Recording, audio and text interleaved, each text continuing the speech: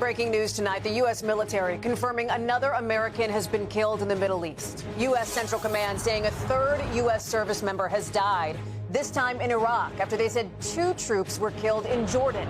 New video here showing an attack on an American base in that country as Iran counterattacks, hitting targets nearby. We are live in the region.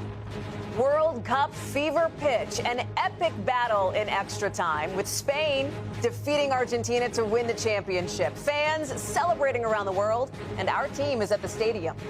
Millions facing the threat of extreme weather tonight. The southeast slammed with intense winds after dangerous storms battered the north. Look at that.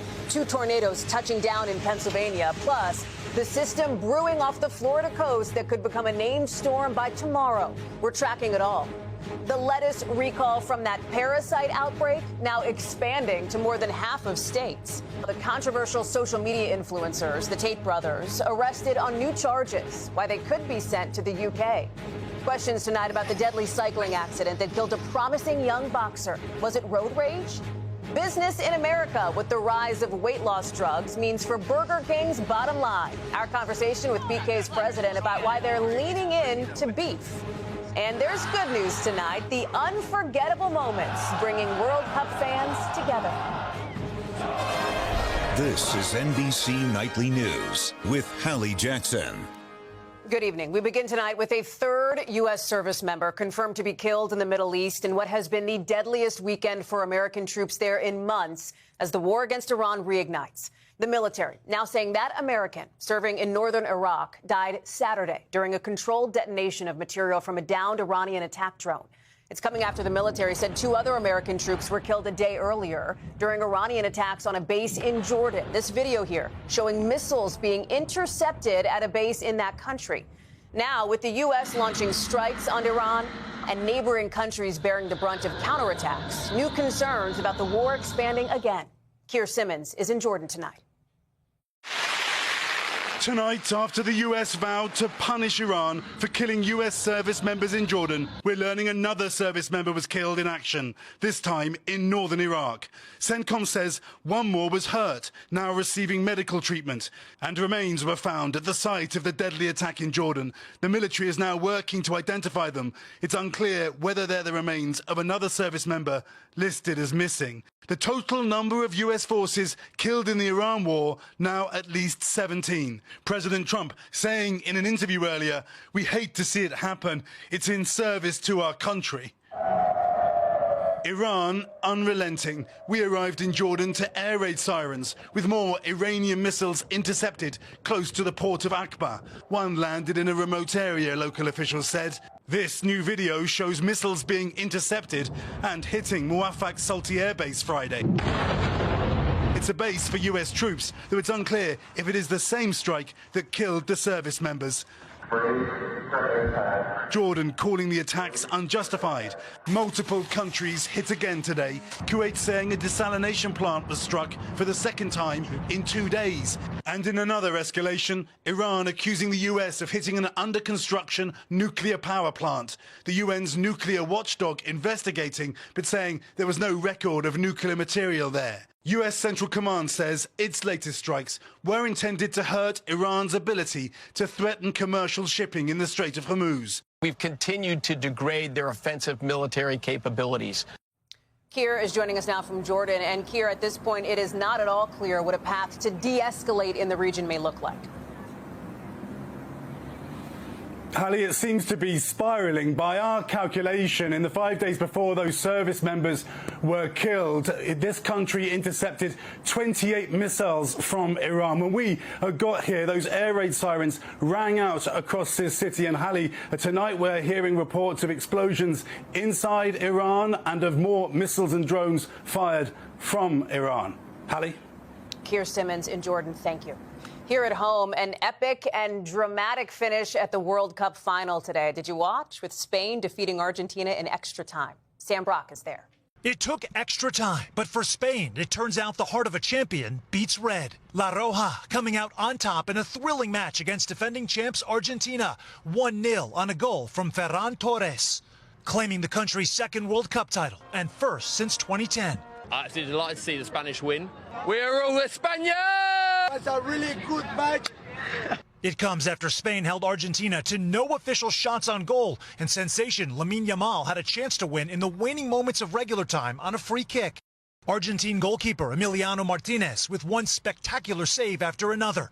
But in the end, Spain and their 19-year-old phenom Yamal prevailing, a teenage champion and just the fourth teenager ever to win a World Cup.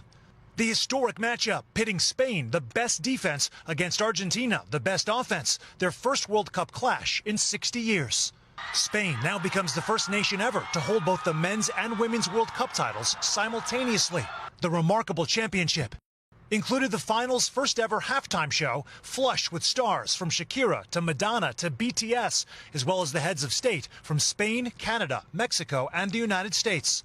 As fans celebrate the incredible run of football the world just witnessed in what might be Lionel Messi's final appearance representing Argentina on the international stage, ending one story chapter and perhaps seeing another one first written. Sam is joining us now from the stadium in New Jersey. And Sam, we see some Argentina fans streaming out. I'm guessing Spain's are still celebrating? You guessed correctly, Hallie. It's a lot of white and blue out here right now. Spain's legion of fans still inside the stadium for the trophy presentation. Look, Hallie, Argentina was down a man for all of extra time after a late red card. Spain sealed the deal. They allowed one goal all tournament. Hallie, that is a record. Back to you. Sam Brock with the assignment of the night at the World Cup. Thanks.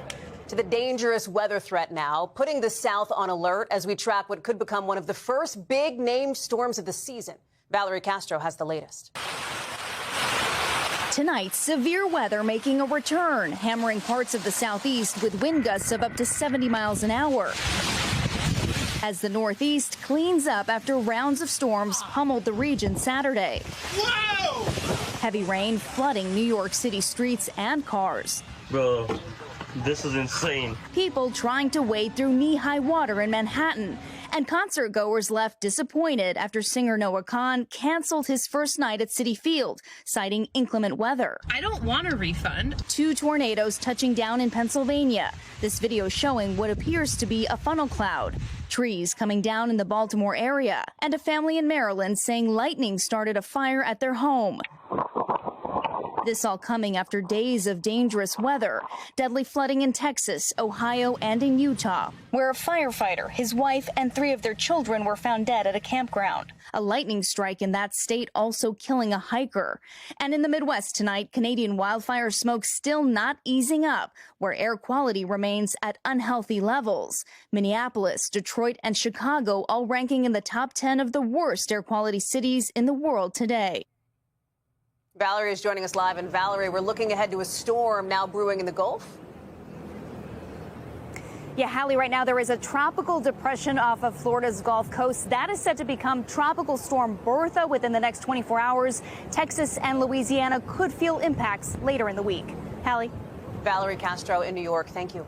Also tonight, a lettuce recall is now expanding to more than half the country with growing concerns over that parasite outbreak. Here's Priscilla Thompson. A major expansion in the recall of contaminated lettuce believed to be sickening thousands.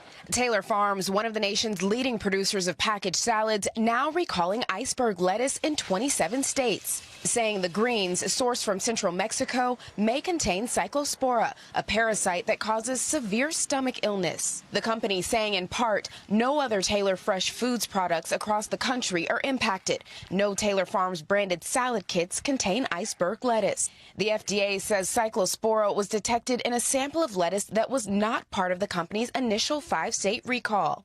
Could this mean that the outbreak is more widespread than originally thought? Yeah, absolutely. Do we expect with this expanded recall that this will be the end of it? I don't necessarily think it's going to be the end of it with just one expansion. I think, we're still sort of learning how big this outbreak may be. Walmart is pulling some market-side bagged salads, saying they are working with their suppliers as the cyclospora investigation continue.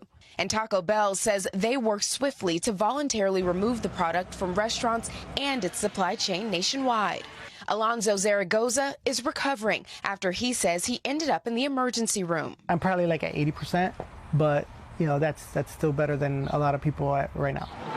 Meanwhile, in New York City, another growing health concern, Legionnaire's disease, a severe form of pneumonia spread through mist from building cooling towers. 2 people have died and more than 70 sickened. City officials now say the source of that outbreak has likely been eliminated. Priscilla Thompson, NBC News. Also tonight, new reporting about whether the FBI will be able to investigate ICE confrontations just days after 2 deadly immigration enforcement incidents. Our Julie Sirkin is joining us now, traveling with the president. So, Julie, explain where things stand tonight. Hallie, federal agents were told in an internal memo the FBI would no longer investigate attacks against federal officers, including immigration enforcement, according to 2 people familiar with the memo. But the DOJ and DHS deny the change, saying in a joint statement, Hallie, the FBI will continue to investigate in accordance with agency policy. The back and forth leading to more questions about accountability tonight after 2 immigrants were killed by ICE agents who were not wearing cameras less than a week apart. In one of those cases, Hallie, DHS initially said an officer fired in self-defense. But the president's border czar pushing transparency, saying today that he believes body cameras are the way to go. Hallie? Julie Sirkin, thank you. Still ahead tonight, the investigation after a driver allegedly reversed into a cyclist, killing a promising young boxer. And business in America, Burger King's president on whether the rise of weight loss drugs is taking a bite out of business. Back now with our series Business in America. And with fast food companies facing new headwinds, including the rise of weight loss drugs and a spike in beef prices, our look at how one big-time chain is looking to lean into their burger business. The president of Burger King joining us to explain. Hey, how are you? Good morning. Running to the drive-thru may be easy. Have a good one. But running the restaurant? Harder these days, with fast food facing bigger headwinds and smaller appetites. My Chipotle GLP-1 friendly meal. Nearly 4 times as many Americans take GLP-1s than just 2 years ago. One survey finding people on these weight loss drugs dine out half as much, with 78% cutting out quick service spots. Is the rise of weight loss drugs going to kill off fast food? No, absolutely not. I mean, fast food is about convenience. It's about great flavor and great value. I still think you need that. Tom Curtis, the president of Burger King, says so far the proliferation of weight loss drugs hasn't taken a bite out of business, but he can see what's on the horizon. My impulse has always been that this GLP-1 movement is going to have a profound impact on the industry. We haven't seen it yet, so I keep telling the team, hey, we need to be prepared for this. The data has shown us that people keep coming for Whoppers, and the Whopper's the biggest burger in the fast food business, and I think people are looking for smaller portions. All of it, as many folks are tightening their belts figuratively, too, looking for dining discounts. Companies like McDonald's, Wendy's, Taco Bell rolling out meal deals to compete for customers. But beef prices are soaring, up nearly 12% since last year, cutting fast food profit margins. At Burger King, Curtis says they're eating that, asking franchisees not to pass that cost to customers buying Whoppers. How long is that feasibly sustainable? Yeah, so I would say it's sustainable indefinitely. You can outrun those costs just by growing traffic, and that's what this is all about. Everybody's out there trying to sell chicken. We're leaning into burgers and beef. But I believe that you'd wanted to have 85% of the stores renovated by 2028. That's correct. Falling short of that goal a bit. Why is that? Beef. Beef prices are exactly why we're falling short of that. It's slowed the pace down. What it hasn't slowed down is the conviction and the belief from our owners and from ourselves that this is working. Here in Miami, one of those recently renovated restaurants. He's the president of Burger King. Oh, hi. Hi, how are you? Nice to meet you. Thank Nice to meet you. Hey, how are you? And the push for a new and improved customer experience, driven by a direct line to the top. Hi, I'm Tom Curtis, president of Burger King. And here's my number. Level with me. Is it really your number? I have 2 numbers, and it is one of It my really numbers. is? Yes. What's the most surprising thing you heard from one of these phone calls or text messages? There's so many surprising things. Bring back the 90s fries, improve your friendliness. And that leading the company to roll out a brand new staff position starting this week that Curtis says will elevate friendliness, the Your Way champion. It's somebody whose priority is to care about the guest, whatever that means. Hoping to reel in repeat customers along with a new Whopper guarantee. Now, if your Whopper isn't made your way, we won't just remake it. Your next one will be on us. These Your Way champions They can't just go through the motions. They got to feel it. They got to really care. The competition for your burger business heating up. And make sure to catch our full interview by subscribing to our NBC News app. We're back right here in a moment with the controversial Tate brothers arrested and facing possible extradition to the UK. And NASCAR legend Kyle Busch's son winning big just 2 months after his dad's death. Back now with an up-and-coming boxer killed while cycling in what may have been a road rage incident after a driver allegedly reversed into her. Officials in Texas say 26-year-old Hannah Rapp was found lying on the road after being hit. Investigators say the suspect passed Rapp and her boyfriend on their bikes. And when they gestured at him, he allegedly stopped, reversed, and slammed into Rapp, who was pronounced dead at the hospital.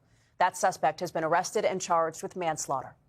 Also tonight, controversial social media influencers Andrew and Tristan Tate under arrest in Miami. The two could face extradition to the UK, where British officials say they're bringing additional rape charges against them in their ongoing cases there. The brothers have not been convicted of any of the crimes alleged and have denied wrongdoing. An emotional moment tonight for the family of NASCAR legend Kyle Busch, with his 11-year-old son winning his first race since his dad's death. You saw Brexton Busch there holding the checkered flag. His mom posting online just how proud she is of him. And just in tonight, Vice President J.D. Vance and Second Lady Usha Vance announcing the birth of their fourth child, Alec Neal. That makes the Second Lady the first woman in more than 150 years to give birth while her husband is VP. The Vice President says mom and baby are happy and healthy and that their kids are overjoyed to meet their new little brother. That is Nightly News for this Sunday. Thanks for being with us. I'm Hallie Jackson. For all of us here at NBC, thanks for watching and have a great week.